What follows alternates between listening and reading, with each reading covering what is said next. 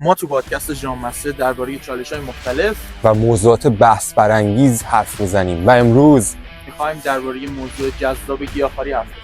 البته امروز مهمون ویژه داریم. پس ادامه ویدیو رو از دست ندید. میبینمتون.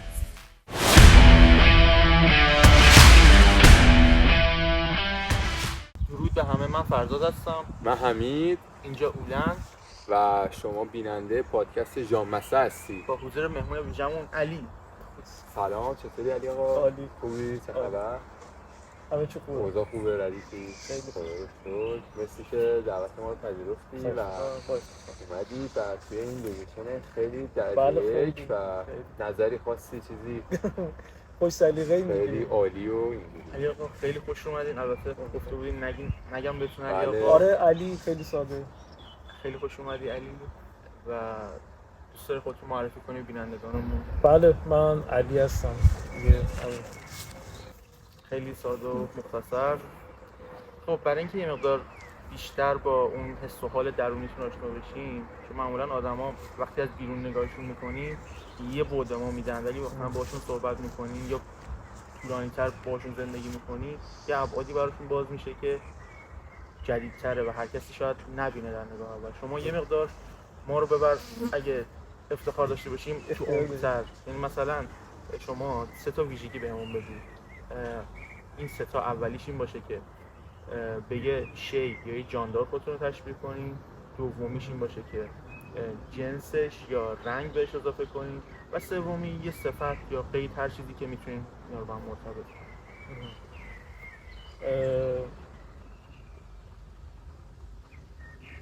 این سه تایی گفتی باید 3 کلمه باشه حتما یا میتونه؟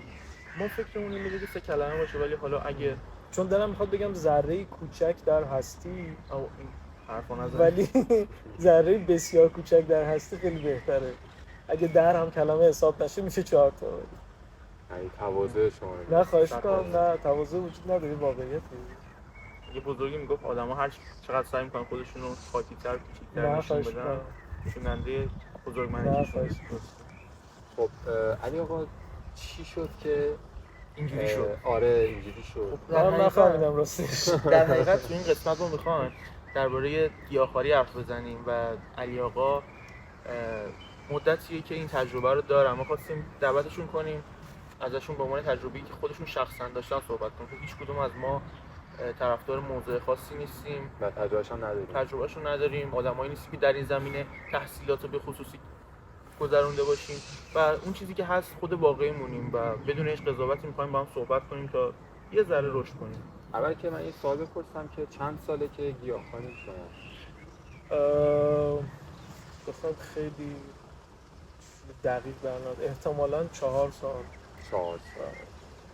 بعد چه اتفاقی افتاد که به نتیجه رسیدید که باید گیاهخوار بشید؟ ماجرا این شکلی شروع شد که سالها پیش من میتیشن رو شروع کردم و این شانس رو داشتم که با یک انسان بسیار شریف و فرهیخته آشنا بشم به عنوان استاد میتیشنم. خب ایشون در این مورد صحبت کرده بودن که رفته ادامه مراقبه تغییراتی در زندگی شما ایجاد خواهد کرد که ممکنه سبک زندگیتون هم عوض بکنه. هرچند هیچ وقت توصیه نکردن که تو گیاهخوار شو، تو یا الکل نخور، تو برو ورزش کن، تو هیچ وقت هیچ توصیه‌ای نداشتن. اما این اتفاق افتاد و رفته توی جنبه‌های مختلف زندگی تغییرات ایجاد شد. حالا هر کسی به شکلی، اما خب من و هم دوره‌ایام میتونم بگم که یه چیزهای خیلی زیادی هم مشترک بینمون اتفاق افتاد و یکی از موضوعات هم همین بود دیگه که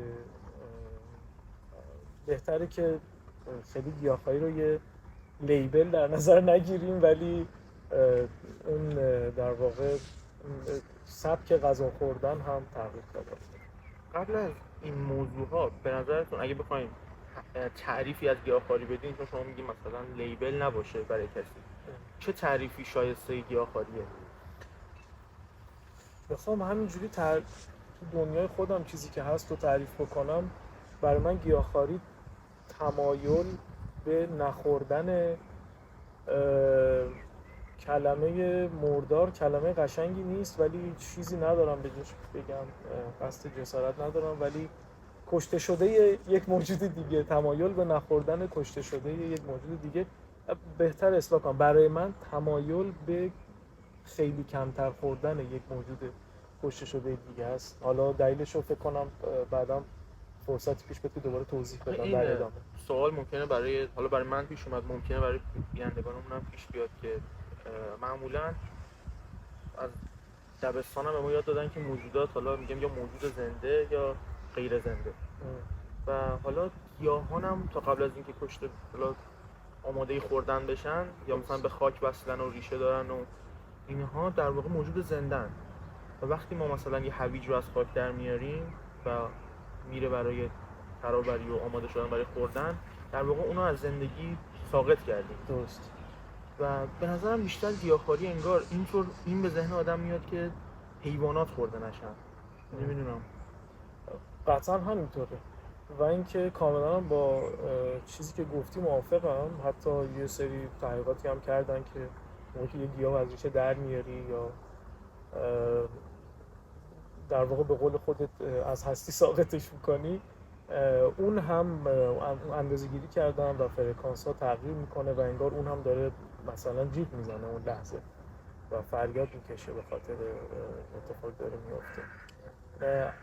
موضوع اینه که بخوایم، یعنی من خودم بخوام وارد این ماجراها و این پیچ و تاب ها بشم، دنیایی که تمامی نداره، گاهی اوقات برای سرگرمی یا برای اینکه بیشتر بدونی کنجکاوی جالبه، اما برای من تا اینجا پیش رفته که اون تصویر یک موجودی که یک جانوری که خون در رگ‌هاش جریان داره، یک جانوری که نفس میکشه به شکل چیزی که حالا تقریبا مثل ما، یه بدن داره، یه کالبدی داره و اون اتفاق براش میفته، برام چیز شد، یه ذره رفته برام شبیه یه کاری شد که یه کوچولو میشه گفت حالمو بد میکنه. شایدم همزمان اتفاق افتاد، گوشت کمتر خوردن حالمو بهتر کرد و از طرفی هم مواجهه با خوردن گوشت یه کوچولو حالمو بد کرد. بعد اینکه سوالی من ایجاد شد که گیاهخواری انواع داره. خب تقسیم بندی زیادی کردن دیگه، مثلا حالا وگانیسم کرد که مثلا دیگه شما حتی فراورده هایی که باز از مثل عسل رو هم حتی نمیخورید یا چرم استفاده نمیکنید.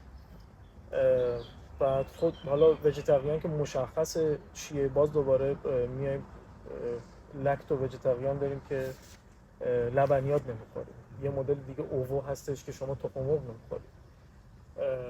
شما کدوم دسته هستید؟ واقعا سوال خیلی جالبیه، به خاطر اینکه واقعا هر وقت که صحبت میشه با دوستان و آدم روحیه‌های مختلف دارن، یه ذره فکر میکنم که برای این سوال، یعنی بارها در موردش بحث شده، برای همین کاملا میدونم که چی میخوام بگم. یه ذره شاید وقتتون رو بگیرم، یه پیش زمینه ایجاد بکنم. به هر دلیلی، حالا به دلیل اینکه انسان یک دوره‌ای از تمدن شهرنشینی رو طی کرده، به دلیل سیستم آموزشی، به دلیل سیستم فرهنگی یا هر چیزی، ما آدم‌ها خیلی وقتا دوچار به نظر من یک اختلالی میشیم که خودمون و دنیا رو ثابت می‌بینیم، در حالی که واقعا در هر لحظه در تغییر هستیم. خیلی وقتا ما در حال تغییر هستیم، فقط چون نمی‌پذیریم به این تغییر می‌کنیم ظاهراً تغییر نمی‌کنیم. برای همین اینکه بخوایم خودمون رو توی دسته خاصی در هر زمینه‌ای، نه فقط بحث حالا رژیم غذایی، متفاوت یک دسته خاصی قرار بدیم، واقعا برای من امکان پذیر نیست، چون من اصلا فردای خودم خبر ندارم و نمیدونم فردا قراره چه شکلی به دنیا نگاه کنم. یک اتفاق در زندگی یه فرد میتونه 60 سال زندگی گذشته‌اش رو کلاً دگرگون بکنه و تبدیل آدم دیگه‌ای بشه. ممکنه اصلا نشه، ولی اینکه توی این دسته‌بندی‌ها جا بدیم خودمون رو، میدونید فکر می‌کنم موضوع یه ذره مجزگی اول مرغ بوده یا تخم مرغ. موضوع ذره این شکلی، ما دسترسی شاید نداشته باشیم به این داستان، اما معمولا دسته‌بندی ها بعد از پدیده ها به وجود میان. یعنی اول چه حالا تو عالم هنر، چه همه جا، یعنی توی رویکردهای فرهنگی، رویکردهای سیاسی، یعنی اتفاقاتی ایجاد میشه، دست به دست هم میده تا آدمیزاد واکنش نشون بده به اون اتفاقات. بعد از اینکه به اون اتفاقات واکنش نشون داد، رویکرد ایجاد میشه و اگر اون رویکردها ادامه پیدا بکنن، حالا آدما شروع میکنن قصه گفتن در مورد این چیزا. الان هم که ما توی قرن 21 هستیم و حالا نمیشه گفت قرن 21 واقعا رشد کپیتالیسم اوج سرمایه‌داری یا افولشه، اما هر چه که هست، هر پدیده جدیدی که در بشر داره اتفاق میفته تبدیل به بازار جدید میشه. روش بازاریابی میکنن و از اون ور یه عده هستن که محقق هم میان شروع میکنن تحقیق کردن، دسته‌بندی میکنن. از اون ور یه عده هستن که منتقدن و به همین شکل ادامه پیدا میکنه. ولی معمولا چون دنیای سرمایه‌داری همیشه سرمایه این موضوع رو تامین میکنه، چون به محض اینکه بشر وارد یک جریان جدید میشه، به معنی اینه که نیاز جدید ایجاد شده برای بشر و نیاز جدید یعنی محصول جدید و فروش جدید و سبک پول درآوردن جدید. برای همین این دسته‌بندی ها برای من بیشتر توی اون هیته است، به خاطر اینکه فکر می‌کنم آدمیزاد مدام، حالا برگردم سر نقطه اولم، مدام در حال تغییره و نمیتونه یک چیزی ثابت بگه. من یه دوره نسبتاً طولانی که نمیتونم بگم یه دوره نه گوشت، نه مرغ، نه ماهی، نه لبنیات، نه هیچ کدوم از اینا رو نمیخوردم، نه تخم مرغ. اما امروز که اینجا نشستیم با هم چند ماهیه که غذای دریایی میخورم. شروع کردیم. آره. و اینکه احتمالاً چند وقت دیگه هم دوباره نخورم، نمیدونم. برای همین فکر میکنم که خیلی لازم نیست ما به این دسته‌بندی توجه بکنیم.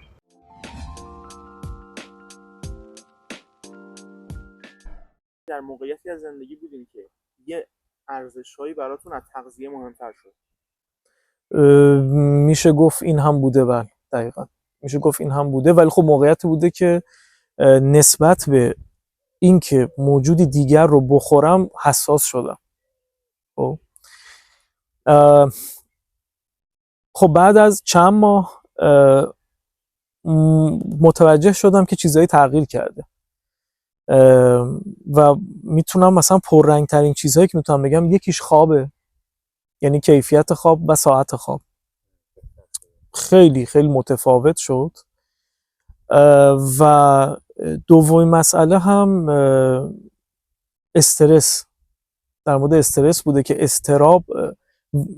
استرابی که میگم نه اینکه لزوما نسبت به یک خبر، نسبت به یک داستان، استرابی که همیشه در بدن ما هست، در واقع واکنش عاطفی بدن ما که نسبت به چیزایی که در واقع نسبت به چیزایی که از طریق احساساتش، حالا احساس شنیداری، دیداری، نمیدونم لامسه در این واکنش ها در واقع خیلی خیلی از غلظتش کم شد و شکل نرمتری به خودش گرفت. بنابراین استرس هم در بدن اومد پایین. برای من این دوتا بوده، ولی خب مثلا دوستانم بودن کسایی که مثلا یکیشون براش همیشه این پررنگ بوده که چقدر سریع خشم در این آدم تغییر کرد. راجع به این بخش اعتقادها اینا صحبت کردی. من حالا این نظر شخصی من، تا جایی که دیدم احساس میکنم بیشتر خیلی اعتقادها روی گیاهخواری تاثیر داشته، چون یه نقطه اشتراکیه. مثلا همونطور میگفتی بخشی از زرتشتی بودن وجود داره، بخشی از آیین هندو توی هند خیلی زیاده که مثلا گاو رو حتی میپرستن، بهش احترام میذارن خیلی زیاد. بعد از اون سمت حتی در مسیحیت و یهودیت بله این سری عیدهای روزهای خاصی هست به شکل روزه، آره شبیه روزه، مثلا گوشت نمیخورن. و من احساس میکنم اینا یکی از معدود نقاط مشترکیه که اگه این جمعیت این گروه ها رو کنار هم بذاریم چند میلیارد میشن و یه نقطه اشتراک دارن و این به نظرم کمک میکنه به بولد شدن این که مثلا این ایده دیده بشه، همه حمایت بشه ازش، چون انگار یه نماینده از فرهنگ و آیینشون توی بعد جهانی دارن میبینن و پشتش میان. از اون ورم میتونه ابعاد اقتصادی داشته باشه و میان این بودو که اخلاقی هم هست قاطیش میکنن و یه فرهنگی ساخته میشه که احساس میکنم ممکنه از اون ور آسیب زننده باشه، یعنی سلامت آسیب بزنه و حتی آدم ها رو حساس میکنه، باعث اختلالات ذهنی ممکنه بشه که آدم من الان که دارم راه میرم ممکنه حتی به این جاندار آسیب بزنم، حشره رو دارم میکشم. خیلی شدید میکنه این رفتار. ببین بالاخره یکی از این مریضی‌های ما آدما کلا بحث رادیکالیسم و اون تحجر دیگه. خب و الان هم حتی الان میتونیم ببینیم نشونهاشو، یعنی خیلی وقتا میبینی که با مثلا ممکنه احساس کنه، مثلا یک فرد احساس کنه که خب من مثلا چون گوشت نمیخورم یا گیاهخوارم یک لیبلی روم هست که مثلا از اونایی که گوشت میخورن جدا هستم و مثلا چرا آدما انقدر بدجنسن، چرا انقدر بدن و فلان و اینها. این نوع نگاه در هیچ زمینه قشنگ نیست و میشه گفت در واقع مخرب هم هست. حالا ما همین امروز در دنیا کلی آدم روزانه دارن کشته میشن به خاطر نگاه‌های تند بله دینی و مثلا ایدئولوژیک. حالا من و تو میشینیم اینجا و نگاه مدرنی داریم به دنیا، این احساس رو داریم، ببخشید میگم من و تو، در واقع منظورم نگاه مدرنی احساس میکنم، نگاه خیلی توسعه یافته به دنیا دارم و روشنفکر هستم و در همون لحظه خودم رو از اونی که گوشت میخوره دارم جدا میکنم و اون رو زیر بار نقد میگیرم و دقیقاً همون رفتار ایدئولوژیک و همون رفتار در واقع تئوکراتیک و چی بتونیم بگیم بهتره، مثلا اون رفتاری که اون داره اینجا پیاده میشه و این جداسازی رو انجام میده، هیچ فرقی نداره با طالبان. می‌دونی؟ حالا توی اسکیل کوچیک‌تر با موضوعی دیگه در واقع این چیزی که میگی واقعا این خطر وجود داره، اما این هم باز جزئی از ماجراست و فکر میکنم که با گفتگو، یعنی فرهنگ گفتگو، چون به اشتراک میذاره همه چی رو، این فرهنگ میتونه، تنها چیزی که جلو گفتگو میتونه بگیره اون غرور و منیتیه که هر فردی با سبک فکر کردنش و سبک زندگیش ممکنه داشته باشه و فکر کنه که من چون اینم پس دیگه بقیه باید بیان به من گوش بدن، من که قرار نیست با کسی مکالمه داشته باشم. بر همینی که شما خیلی در واقع باحال اومدین دارین در مورد موضوعات مختلف این کار رو انجام میدین و خیلی قشنگترش اینه که خیلی شخصی داره اتفاق میفته، چون وقتی شخصی اتفاق میفته آدما تجربه هاشون رو میتونن بگن، نه چیزهایی که لزوما حالا اعتقادشونه بله یا یاد گرفتن یا فلان و اینها، تجربه شخصی رو میتونن بگن، وگرنه اونا که خیلی راحت از طرف دیگه هم بررسی نکردن و گفتگو نکردن مخرب هست. چون یه مثلی هست ما ایرانی‌ها میگیم که به یارو گفتن که آقا شتر چرا گلوش کجه، در واقع قرار بود شروع کنه یک مبحثی رو باز بکنه، گفت ای آقا شتر کجاش کج نیست. خب یعنی این جواب درستیه، واقعا شتر همه جاش کجه، ولی موضوع در واقع اون نیت اشتراک گذاشتن نگاه به زندگی، تجربیات و به اشتراک گذاشتن یه چیزهاییه که میتونه بعد از اون گفتگو شکل دیگه‌ای بشه زندگی برای همه اون آدما و این اتفاق میفته. برای همین این خطر واقعا وجود داره تا زمانی که تبدیل به یک و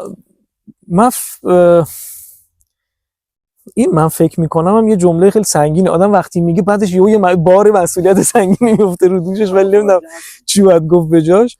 ولی من فکر می‌کنم هر جایی که این شکلی میشه، هر جایی که تبدیل به یک اینجوری میشه و یک ایگویی توش شکل میگیره، اونجا نیت‌ها کمی آلوده میشن. خب و اون اتفاق موضوعیت خودش رو یا از دست میده یا به شکل دیگه‌ای در میاد و نیت‌ها حالا ممکنه یکی از سر خیلی اینی که میگم کم هست البته خوشبختانه تو ما آدما، ولی یکی از سر خودشیفتگی و نارسیسیسم دوست داره به یک چیزی بچسبه. یعنی مثلا میخواد بگه که من این موضوع بهتر از تو درک کردم، بهتر تحلیل کردم، بهتر تصمیم گرفتم. ببین ما توی نگاه های متحجرانه بشر وقتی بریم از نزدیک تجربه بکنیم میبینیم که اصلا طرف از این دین چیز خاصی نفهمیده، چون خودش داره دروغ میگه، خودش داره خلاف میکنه، خودش داره تمام کارا رو میکنه. موضوع اینه که انگار یک خشمی مثلا وجود داره درش که به جای مواجه شدن با این خشم یک راه موجهی رو پیدا میکنه تا اون خشم رو تخلیه بکنه روی بقیه. یکی دیگه یک خودشیفتگی درش ممکنه وجود داشته باشه که به جای پرداختن به اون و مواجه شدن با اون به شکل متواضعانه میاد وارد یک فرایندی میشه و اون فرایند رو تبدیل به یک بت میکنه و در نقش این که من سرباز این بتم یا من دانایی هستم که نسبت به این بت بیشتر سر در میارم تا شما، اون خودشیفتگی درون خودش رو در واقع اقناع میکنه.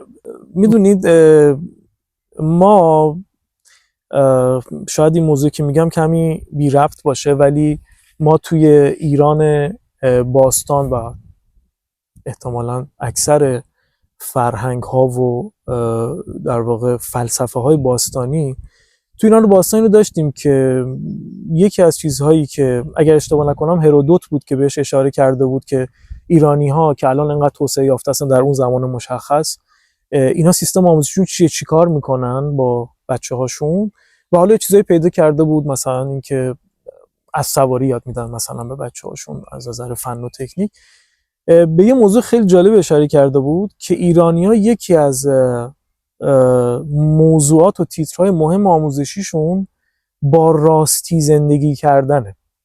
خب در واقع با راستی زندگی کردن یا رک و راست بودن در واقع اون چیز نیست، اون لزوماً دروغ نگفتنه نیست در کلام یا در مکالمه، در واقع این که با راستی با خودت مواجه بشی در دنیا.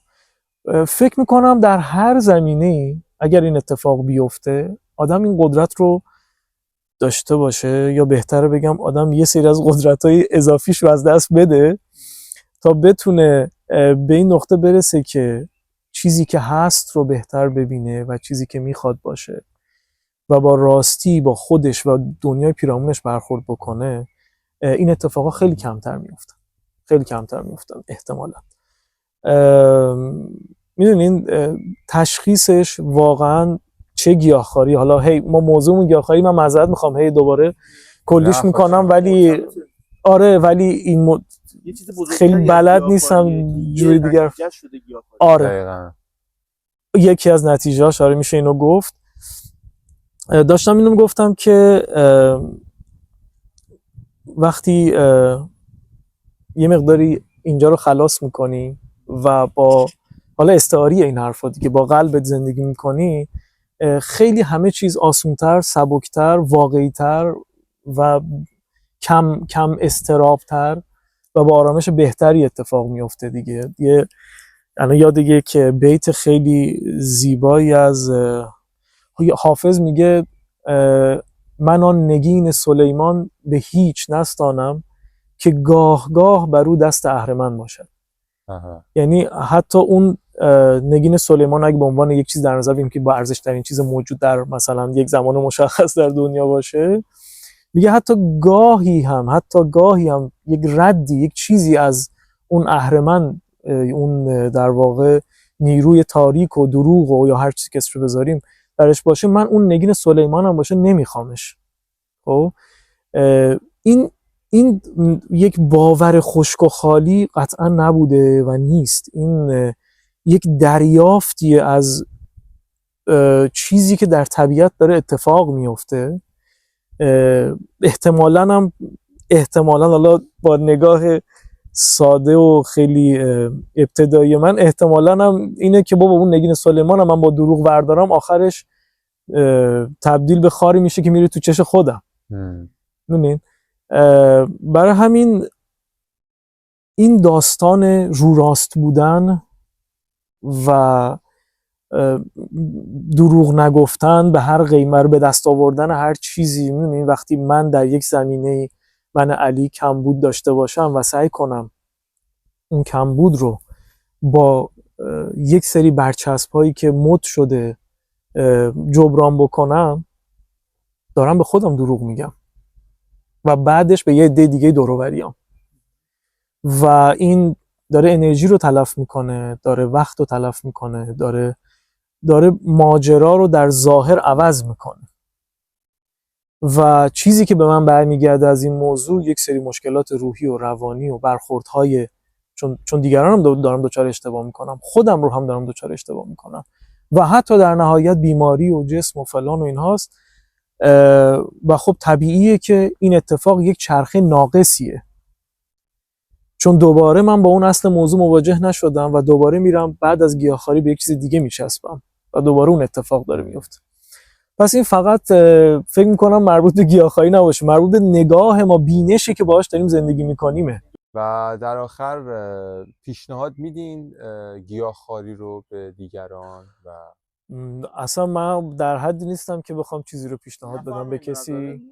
نه آخه توصیه کردن یک وزنی میخواد، من اون وزن رو ندارم، اون جایگاه رو ندارم، اما واقعا فکر میکنم که هر چیزی که سر راه آدم قرار میگیره، حتی گذری، دیدن تیتری مجله، حتی هیچ چیزی اتفاقی نیست تو این زندگی و فکر میکنم تا جایی که آدم با انتخاب تجربه کردن چیزی به خودش، اطرافیانش احساس کنه که آسیب نمیزنه و دلش روشن باشه، قطعا باید تجربه بکنه تا ببینه چی میشه، بدون که توجه کنه نتیجهش چی میشه یا چه میدونم بقیه چی میخوام بگم و قضاوتی میشه یا نه. اول از همه باید دست از سر خودمون برای قضاوت کردن ورداریم و تجربیات رو در آغوش بگیریم اگر به روابطمون، به دور و برمون و به خودمون آسیبی نمیزنه.